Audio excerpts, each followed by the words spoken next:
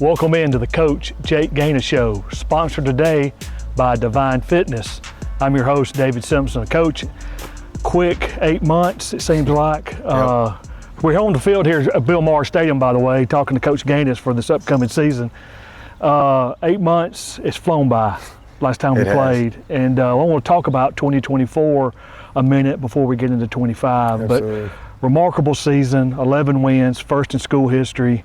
I believe the most points scored in school history.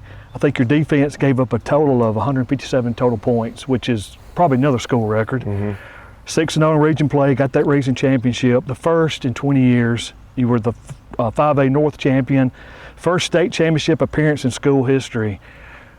I know that last game, it's still, at times, if I'm driving, I'm thinking about that play, those two plays there, or reviewable plays. Kind of talk about the season a little bit. Yeah, I mean, it was, like you said, I mean, it was a record-breaking year. We did a lot of good things. We came a long way, and I think, getting over, the hump of, it was second round the first year, third round the second year, and you kind of felt like sometimes that's where teams will stall out, and you feel like that's kind of your ceiling. Yeah. But for us, we were able to kind of break through that and get to the big one in Birmingham. And you came up and played short, and like you, I often think about it as well. But that's something like, we've talked about as a team is teams that lose the Super Bowl. Only 8 have returned out of the last 50-something years. Wow. So you start doing some research into why is that, like why are only 8 runner-ups able to get back? Typically you have same quarterback, same team, you're able to add a piece here in free agency, and it's because that letdown is so great and such a mental toil on you all year that you're like, I don't know if I want to work this hard because we just lost, we worked really hard, we lost, and there's like a lot of mental that goes in that. So like for us this offseason, we've attacked it head on and we've said we want to be one of the 8, one of those 8 teams, the ones I'm thinking of, the Patriots, they lose. They lost the Eagles, I think, in Minnesota in 16 or 17, and they go back the next year and win it. That was the most recent, but you start thinking about these past, and I know it wasn't the Super Bowl, but it was our Super Bowl. And so for us, we've been really mentally attacking this offseason more than we have just physically, because we know how to work. We get after it early and often, but for us, like, how do we get over that mental hump? Just like you're saying, driving down the road, the kids feel the same, I feel the same, the coaches feel the same. We're all like, man, one play away and we got a big old ring on our finger. So it is a lot, and it's been interesting, but for us, like this week couldn't come fast enough, because like the longer you think about anything, the worse and bigger it became. And so for us, like just getting to game week, we're finally here and it's time to go play some real football and put 2024 behind us officially. Because like you said, that's all we thought about. But for now, we can push forward in 25. So one thing about last year's team, you had about 10 plus players are playing at the next level now. They're in their fall practice. Talk about that senior class. I know every senior class is special. This senior class, they were special too. Talk about them just a little bit. Yeah, every year they get more special. I guess because I got more time with them. It's like, I'm like, oh, that makes sense.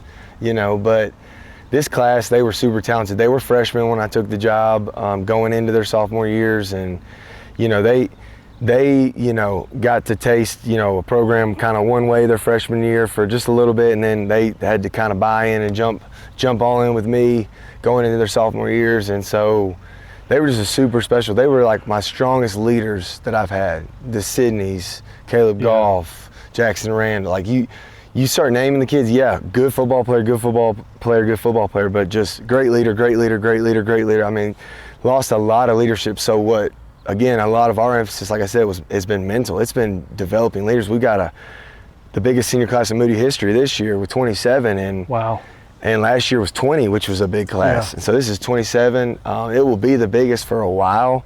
I think the current 8th grade and 7th grade have a ton of kids right now, but it always dwindles. This is a huge class, and like their role and job is to lead this football team and to leave not just a legacy with the blue mat, but leave some leadership behind. Like, we've got a lot of kids that are young that are going to be playing this year, and so for them, they need to be leaning on them and taking care of them. And And so, yeah, I mean, it's tough replacing leadership more than it is productivity. You can change your offense, you can change your defense, you can scheme if you're, feel like we're okay scheme coaches. Yeah.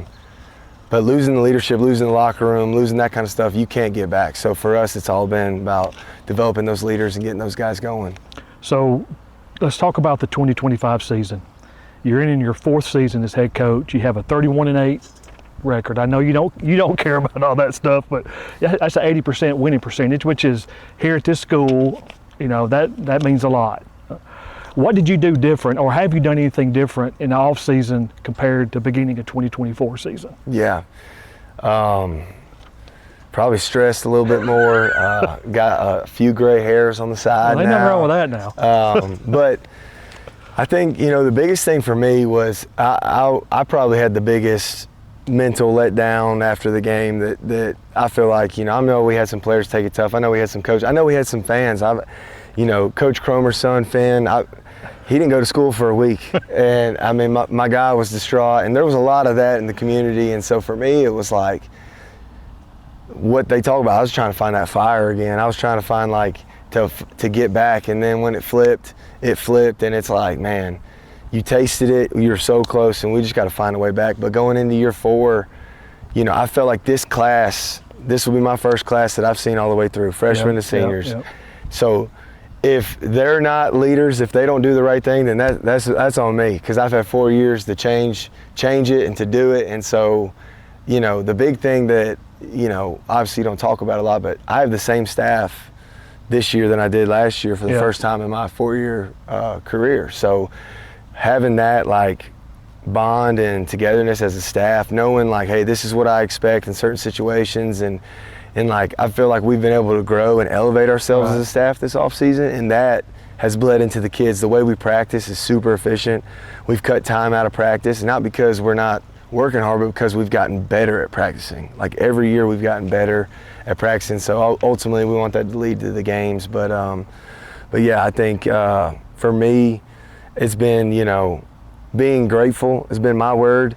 We're looking at this new facility, the Jumbotron, the turf, all that. None of this was here 4 years ago. New lights that everyone gets to see the new light show against Oxford in about 13 days, 14 days, or less than that now, 12 days. But no, I'm just super grateful for this community and this school, and Dr. Walters has been great to me. So I think I had to take a step back instead of being so mad and disappointed with the outcome of that one game.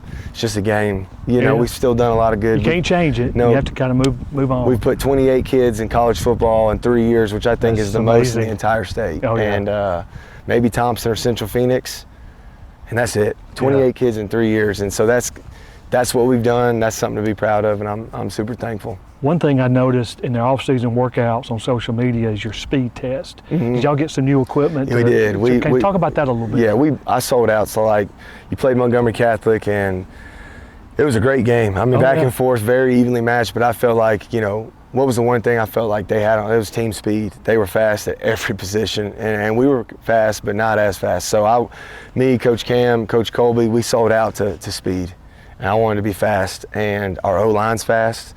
Our DBs are fast, everybody's fast, and so we sold out. We got new equipment. We have Titan.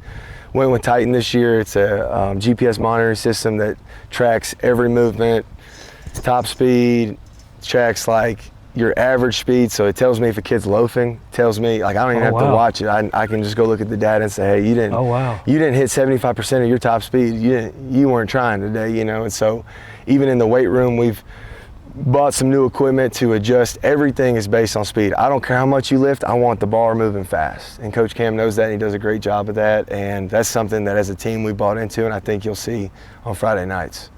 One thing I was going to ask you about the offseason, what players have really stood out in the offseason? Yeah, that's tough. I think, you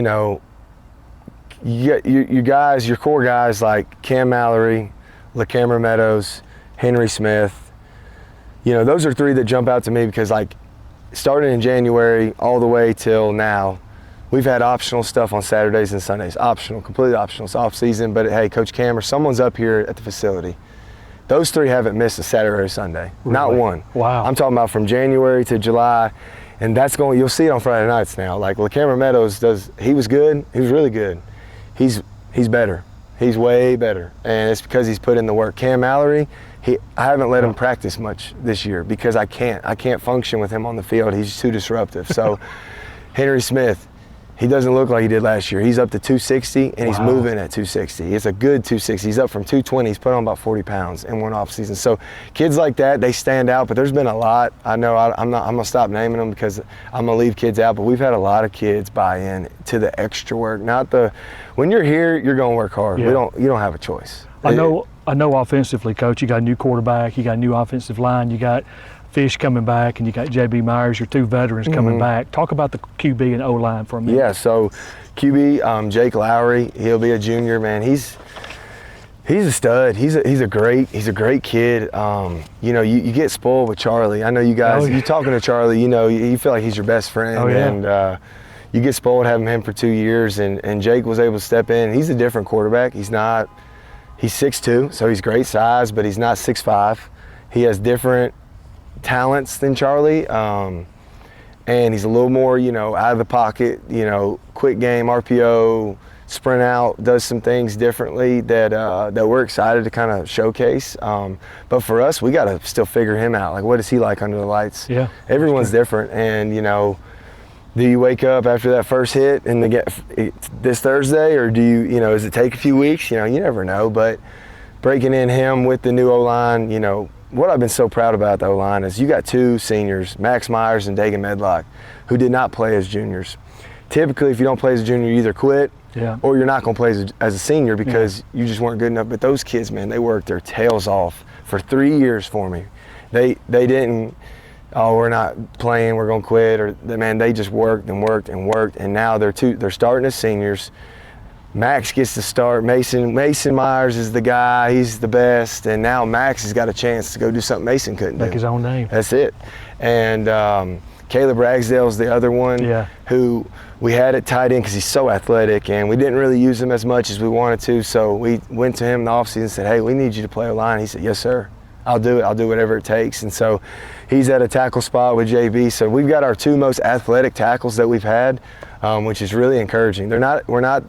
We're still a big O-line, don't get me wrong. Like, if you look at 5A across the board, I think we're as big, if not big as anyone, but we're not as thick, I think, as you would say, as like last year. But man, we're quick. And like I said, team speed, we can go. So really excited for those 5. And then Jake, just to go have fun, let it rip, man. He can spin it, he can throw, he can make every throw on the field, and he's extremely accurate. He's kind of like a blend of Cole and Charlie for our Moody fans that have seen our quarterbacks our last 3 years. He's a blend of a little bit of each. He's not as fast as Cole maybe, and not as tall, and maybe throw it as far as Charlie, but he's got a little bit of both, and really excited for him. We're looking forward to seeing the new O-line and quarterback this year. One thing about the 2025 schedule in the region, you're the second oldest coach in the region now, with Hood being the veteran. You're number 2, Coach Robinson, St. Clair's number 3. A lot of new coaches in Region 6 this year. I know we will talk about them during the year, but kind of talk about the schedule and the region a little bit. Yeah, so schedule's the same. For those at home, it's just flipped, home and away. But, for us, it's like the 2 big non-region games to start. We get Oxford at home, and then we jump right into region play. New coach at Jacksonville, and then obviously with St. Clair and T-Rob's stability there, and then Helena, Auburn, and then you kind of finish with that 4-game region stretch. New coach at Center Point. We go to Leeds.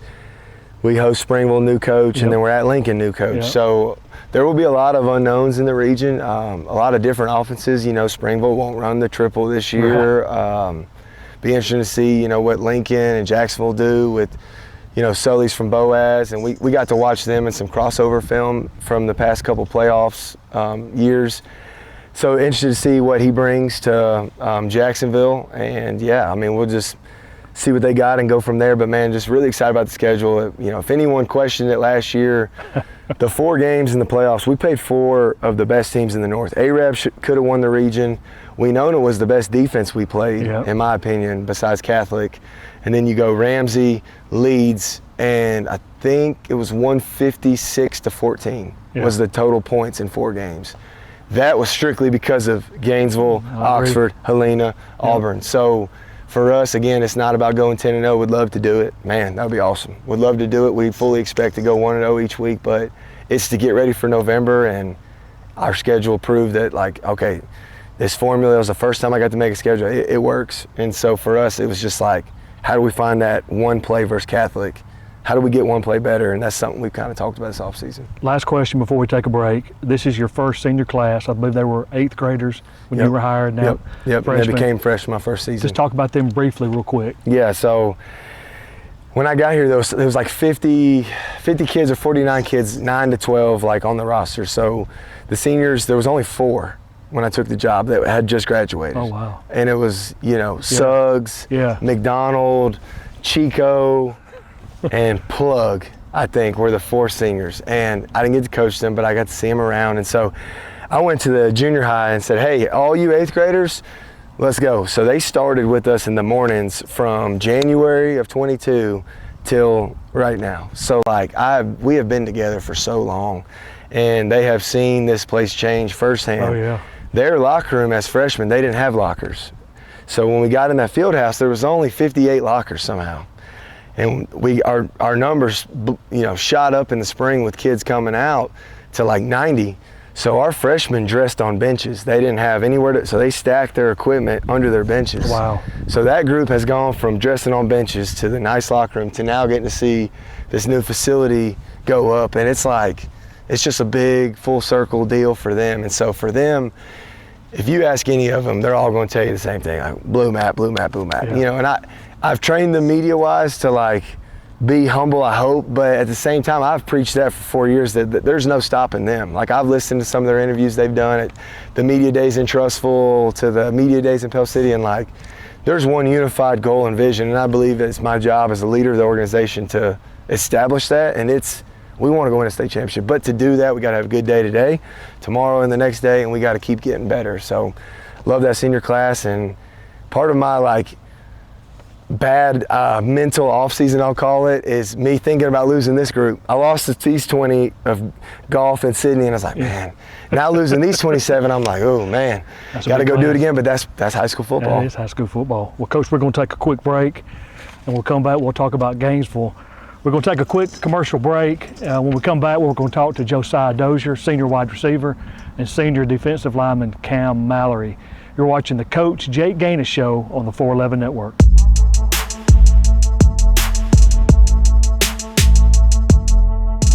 Welcome back into the Coach Jake Ganus Show. Joining me now is senior wide receiver Josiah Dozier. Joe, glad you could join us today. Yes, sir. Thank you for having me. Recapping last year, Yes, sir.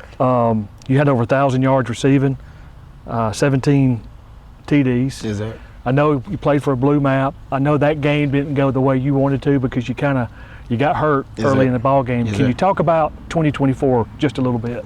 Just the football team or just like the whole year? The whole year. I mean, starting off from off season in January, coming in January 6th, first day or fourth, one of those days, coming in, when I walked in the locker room, I felt I felt the cold little chill, not just because it was cold, but I just felt like the unity and the brotherhood in that locker room was special off the rip. And throughout the off season, the spring, everything just felt smooth sailing.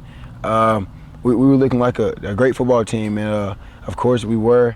We just didn't get the job done, but I mean, just being able, overall the year was just perfect. Just being with them, working with 2024's team, but like the one word I can say about that team is definitely special, and really it's because we put our faith through Christ, and we let God lead the way, trusted His word, trusted our coaches, and it led us to state championship. But it was just a special year.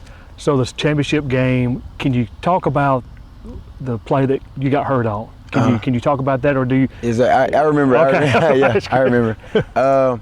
Before that, I had just caught that slant for like 15, 20 yards. Yeah.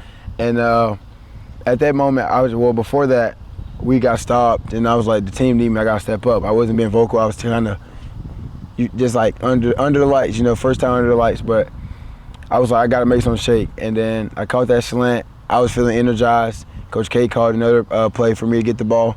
And then I seen the ball, and then I seen nothing. And I woke up, and everybody was around me, and I didn't know what was going on. But that's really all I can remember for real. Yeah. Was me waking up and everybody surrounding me, telling me get off the field, and asking me, am I okay? Well, we're glad you Yeah, are me too. okay. Glad Yes, you're sir. back this year. Let's talk about 2025. Yes, sir. Anything different in winter workouts this year compared to 2024? Yes, sir. Obviously, we don't know how good we are right now, or just like how our team is. So it's a little bit different because coming in, we got new leaders, new senior group. We're just trying to figure out who we are as a team and find our vocal leaders. That's really the difference. Was just trying to find our true leaders, true leadership position or just group, whatever, Yeah. and see who's our alpha, and just figure ourselves out. That's the difference between this year and last year. So the recruiting process, I know you committed to the South Florida Bulls. Yes, sir. Talk about that recruiting process. What led you to commit to South Florida? Davion, my first pair of college gloves he gave me was South Florida gloves, Oh, okay. and there was some green and gold with the gold USF on them. Yeah. And my first ever college coach that followed me was the tight end coach up there, and he was in touch with me. His name is Jack Taylor. He was in touch with me for a good little minute all throughout my life. Since freshman year, he's been recruiting me. He wanted me to play tight end and get to like 200 pounds. I was like 130 at the time, and but it's been really just God throughout this whole process. Like everything feels like home. The coaches are just like my coaches. I mean, it's this one rule that they live by: just be who you say you are, and that the coaches up there are definitely who they say they are on off the field. But I mean, of course, in between the lines, they're going to coach me and lead me to be the best I can be. But it's just been special, and just everything's feels just like home. Great. What about, will you be an early enrollee, or will you? Yes, sir. You'll go in January? Yes, sir. I'll be enrolling in January. Yes, That's sir. great. All right, last question. What is one thing fans do not know about Josiah Dozier? One thing that the fans don't know about me is outside of football and stuff like that in sports, I actually, me and my friend Barack, we sometimes make music together, make songs. So Okay. that's one thing. I'm a rapper, a little underground rapper. So you got a rapper name? No, I just Just get Joe? on it. Yes, sir, just Joe. All right, Josiah, we're looking for Yes, sir. looking forward for a good year from you, praying for a good, healthy year. Yes, sir, And absolutely. we thank you for joining us today. Yes, sir. Thank you for having me. When we come back, we're going to talk to senior defensive lineman Cam Mallory. You're watching the Coach Jake Ganus Show on the 411 Network.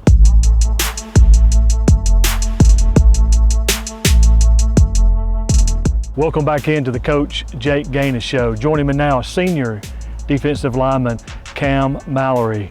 Cam, I was going to say, I watched you, Coach Ganus' first year, you were a freshman, and you just caught my eye, your work ethic and how you played, and you were starting as a freshman. So I've been just thrilled to death at how you've grown over the last 4 years. Recap last season a little bit. I know you played for a Blue Mount, but kind of talk about 2024 just for a few minutes.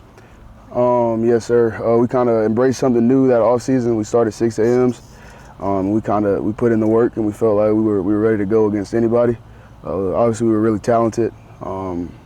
We started off kind of rocky, I believe, first 2 games, but after those 2, and kind of how we competed with some of the best talent in Georgia, and then a team that made a deep playoff run in 6A, we knew that we had a chance against anybody we played anywhere, and we were going to be successful. We came up short in the state championship game. And that's kind of fueled us this year. Yeah. So what was anything different in the workouts this season compared to last season? Has it been more harder for you, or is it been about the same? In terms of like what we do, I think it's about the same, but the way we approach it is when It's we know it sets us up to be successful, and then it's kind of a chip on our shoulder, just knowing that we have to do a little bit more than we did last year. So the recruiting process, I know you had a lot of D1 offers. One that stood out was the Stanford offer. I think that's the first time in the history of Moody schools an athlete has had that offer on the table, which is big in itself. But I know you had a lot of schools knocking on your door, and you committed to West Virginia. Kind of talk about that process a little bit. Yes, sir. So originally Coach Green was at Jacksonville State. And he offered me there when I was going into my junior year that spring. And then when he got to West Virginia, he re-offered me almost as soon as he got there. And then the relationship, getting to talk to him, he's from Alabama. So we grew up around the same area. And they always made me feel like I was their guy, number one guy. As with other schools, I kind of had to question, and they said some things, but West Virginia always made me feel like I was the priority. Will you be an early enrollee as well? Yes, sir. So you'll be going in January Yes, then. sir. Wow. All right, last question. What is one thing fans do not know about you? I really enjoy watching documentaries in my free time. So what type of documentaries? Music, history? Really everything. I'm a big history guy. Recently I started watching the SEC documentary from last season. And I'm gonna start the Hurricane Katrina documentary sometime, probably Friday. Well, that's after game week. I like documentaries as well, all kinds of documentaries. So that's good thing. So, well, we're looking forward, Cam, to you having a great year, a good, healthy year, and can't wait to Thursday night to see you on the field. Yes, Thank sir. you for joining us. Thank you. Stay with us. When we come back, we're going to talk to head football coach Jake Ganus about the Gainesville Red Elephants, which we kick off this Thursday night in Gainesville.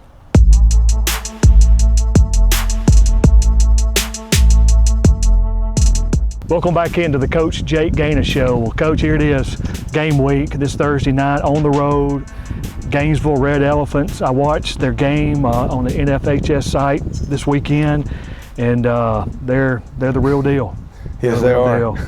Coach Niblett, head coach. Last year they were 7-4. You look at that and go, well, that wasn't that. Like again, you don't play into the record. Yeah. But they've got Kareem Hughley coming back, their junior quarterback, and they got Xavier Griffin coming back. Talk about Gainesville a little bit. Yeah. So first, that record. If you look at the losses, besides the playoff loss, I do feel like that was an upset. But anything can happen in the playoffs. They lost to Carrollton, Milton, and like 2 or 3 of the top teams in the country, not just the state of Georgia, in the country. So they're a really good football team. Obviously numbers wise, we talked about it last year, but I think it's important to know they would be a 7A in Alabama, numbers wise, school wise. It's a very large school in Georgia. But yeah, you name 2 of their players, they got about 18 more that are really good. Quarterback's back, he's a stud, he's committed to Clemson, and running back, Newkirk, I believe. So there's 2, and they're both studs, and they're special. O-line is massive, and then as far as defensively, their D-line, almost everyone's back except big boy in the middle. He's at Duke, probably starting this year if I had to guess. And then you got they had a kid from Sparkman went over there and who is committed to Bama as well with Xavier. So you got 2 Bama commits in the box, and DBs are really good. But no, there's a really good football team, and they're really well coached. It's not like you just throw a bunch of good players out there and tell them, hey, go play. Coach Niblett's been doing this a long time, and they run that thing like a college program, and it's a well-oiled machine. And so for us, you go back and look at last year, and are they better? Are we better? Not sure. I think maybe a little bit of both. But if you go and look at last year's game, it's 3-0 at halftime. I mean, it's a dogfight. It is a dogfight. Yeah. And we come out and we just kind of run out of gas defensively. They converted on a 3rd and 11 and a 3rd and 14 on the opening drive, and they scored to make it 10-0. And then from there, it just felt like, all right, the wind's out of the sails. We give up a punt return to make it 17, and then they get a sack fumble to make it 24. So like 2 plays, or else it's like a 10-0, 10-7 game. But we also fumble a snap right here going in to score at the end of the first half to make it potentially 7-0 us. And so for us, it's just going to be about got to find a way to sustain drives offensively. Their defense is really good, be probably the best we play, minus maybe in Auburn. And then defensively, can we get off the field early enough to stay fresh? Because those long drives, they're so big, they just weigh on you up front. And our D-line is big, but you can only hold up for so long. And that's kind of what happened last year. So it'd be very similar in terms of game plan wise, just trying to control the ball a little bit, find a way to move the ball, get first downs, defense, get stops, get off the field, don't let them convert on 3rd and short. And I think, it's high school football, anything can happen, and they're a really good football team, don't get me wrong, but we're fully expecting to have a great week and go over there and compete and win the game. So what will be your plans Thursday traveling over to Gainesville? It's about a 3.5-hour drive. So what's your plans for Thursday? Yeah, so we'll go you know, we were back and forth with the hotel dilemma, and I met with my leadership group, and they basically agreed like they would rather sleep in their own bed and maybe get up just a little earlier on Thursday morning to travel in the morning than to sleep, you know, like, because we'd be two to a bed in a hotel. So like somebody's got to sleep with Cam Mallory. You ain't getting much sleep, you know. He's going to be elbowing you and kicking you everywhere. But, you know, we'll get up. We'll bus over. We're going to go to Gwinnett Church. It's about 30 minutes away from Gainesville. And we're going to kind of set up shop there, do, you know, a little walkthrough, hang out, watch a movie, eat pregame meal, and then from there we'll bus and get to Gainesville High School just like any normal away game or home game. Like our routine will be the exact same, but like basically we'll go set up shop at Gwinnett Church. And shout out to Gwinnett Church for being so, you know, gracious to host us, and we really appreciate you guys there. And yeah, that'll be it. So we'll leave early so that we get there, and the plan is to get there around 11, and just that gives us about 4.5 hours to be somewhere, not bust 3 hours and show up and have to play. So that gets stay off their feet. Exactly. So excited. I feel like we got a really good itinerary for that day, and you know, you never know until you do it. So we'll see how it works out. Well, Coach, we're looking forward to it. Again, this Thursday night, the stadium is Bobby Groom Field at City Park Stadium. Game time is 7 p.m. Eastern, 6 o'clock here back in Moody. The 411 Network countdown to kickoff will start about 6 p.m. I believe Eastern time, 5 p.m. Central time. Make sure you're aware of that. So I don't want you to turn on the 411 Network and we're already deep in the second quarter. So make sure you check your clocks for this Thursday night. 411 Network will be available on Facebook, YouTube, Roku, and Apple TV. Hope to see everybody. Hope a big crowd travel up to Gainesville, just a 3.5 hour drive. It's not that far. We need a big crowd this Thursday night to support the Blue Devils. Thanks again for watching the Coach Jake Ganus Show.